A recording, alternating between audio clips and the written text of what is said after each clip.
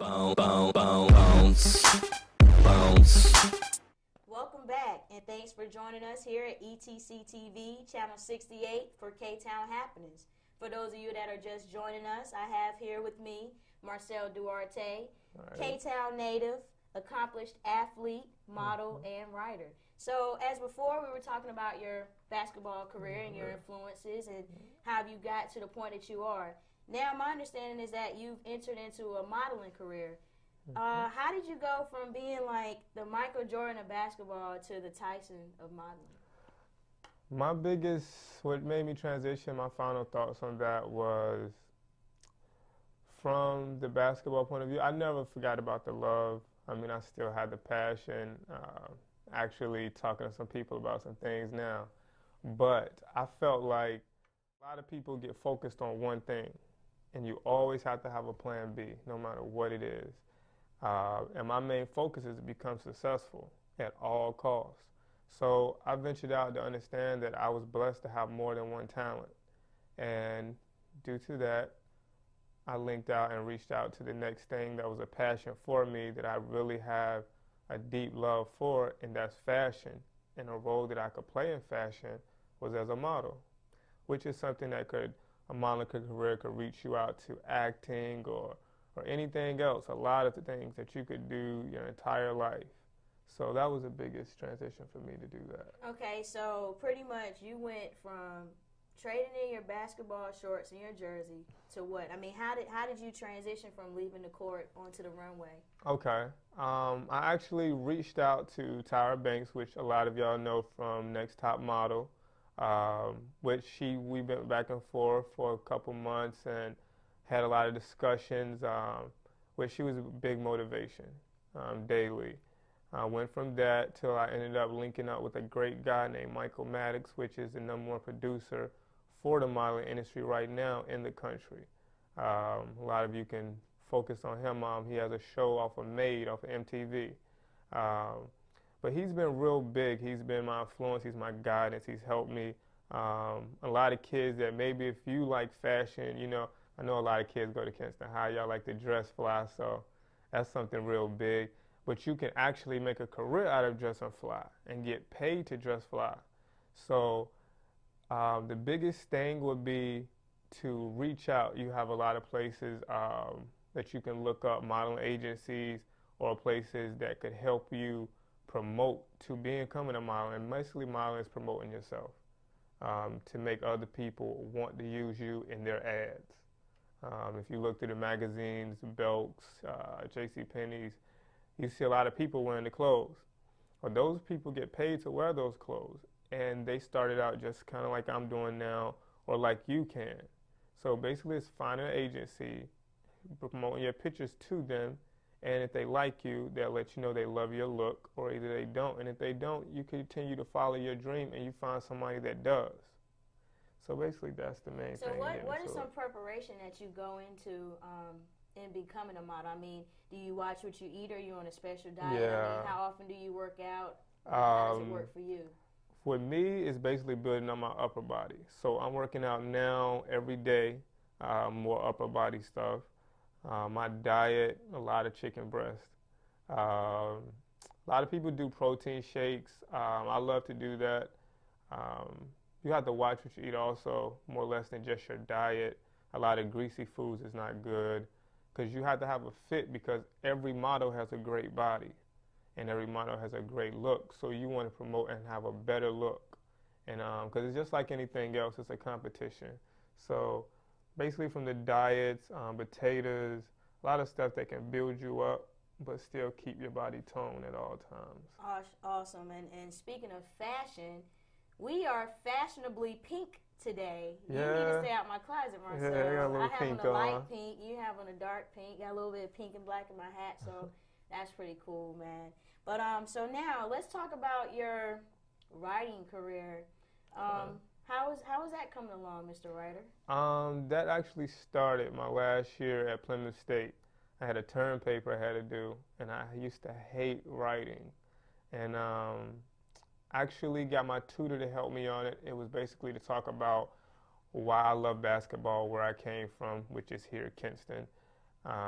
And it kind of, after I did it, I had so much passion and so much to write. It was more than what I needed to turn in. So I kind of reached out to a couple people through my tutors, and they actually helped me and put me in the right direction.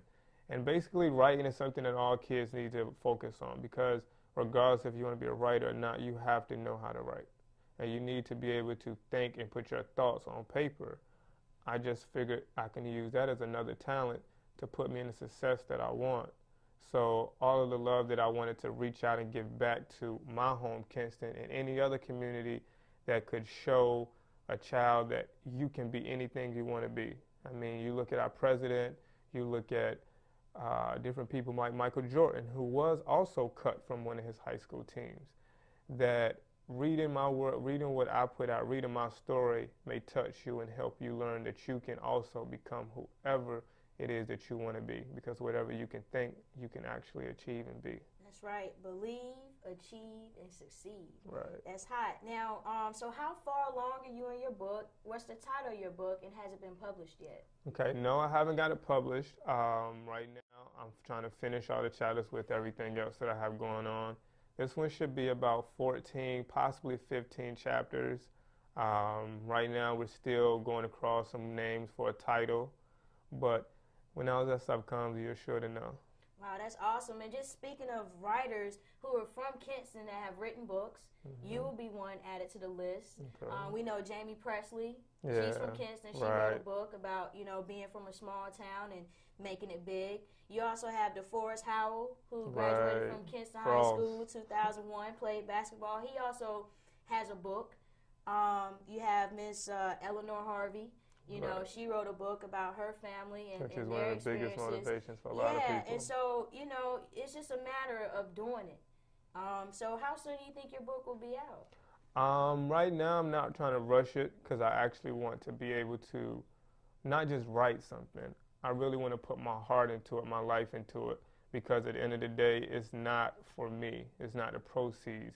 The reason I'm doing this book is to touch somebody else out there, that they can realize that they can fulfill a dream. Because not to steer away, but one thing I know a lot of kids feel, which I did also, you can want something so bad, because what we don't have is what we obsess ourselves with. And you can want something so bad and nobody else wants it for you, or everybody else wants to put you down. The reason I'm writing this book is to let you know that I went through that, and I want to speak out so other people don't have to go through that, that you can achieve anything. And I know I stressed that all the way through this interview, but you really can achieve anything just using your mind and staying focused on what you want and not what other people want for you.